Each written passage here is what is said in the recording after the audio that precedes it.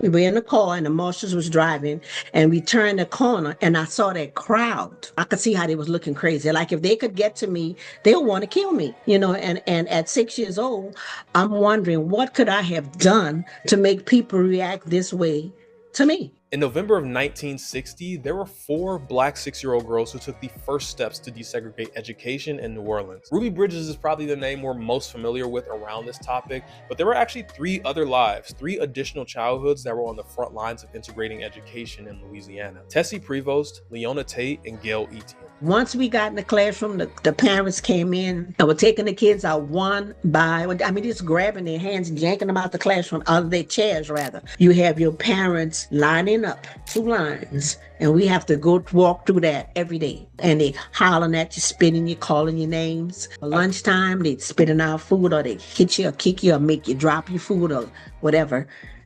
Every day. Now, the 1954 Brown v. Board of Education ruling ended legal segregation, but in 2025, Louisiana is pushing to have the court orders lifted, deeming segregation as no longer a problem. Now, that begs a lot of questions, but one to think about is what does it mean for the lives lost and the childhoods altered to strip something away that was fought for so hard? Yes, you need the laws on the books because it took having the laws in the books for them to do it. Don't they realize what we did? It didn't just affect New Orleans or Louisiana. What we did, not just in the United States, what we did, it rocked the world. America saw how they were treating us, and it wasn't right. The world maybe only knows these events through Ruby Bridges and her story, which is maybe more marketable or has mass appeal. The governor of the great state of Louisiana says you cannot enter. Thank you, sir. The President of the United States says that I can.